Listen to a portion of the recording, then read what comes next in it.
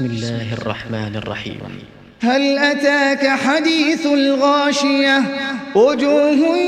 يومئذ خاشعة عاملة ناصبة تصلى نارا حامية تسقى من عين آنية ليس لهم طعام إلا من ضريع لا يسمن ولا يغني من جوع وجوه يومئذ ناعمة لسعيها راضية في جنة عالية لا تسمع فيها لاغية فيها عين جارية فيها سرر مرفوعة وأكواب موضوعة ونمارق مصفوفة وزرابي مبثوثة أفلا ينظرون إلى الإبل كيف خلقت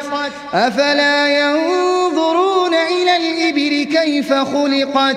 وإلى السماء كيف رفعت وإلى الجبال كيف نصبت وإلى الأرض كيف سطحت فذكر إنما أنت مذكر لست عليهم بمسيطر إلا من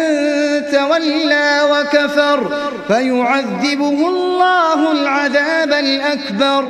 فذكر إنما أنت مذكر لست عليهم بمسيطر إلا من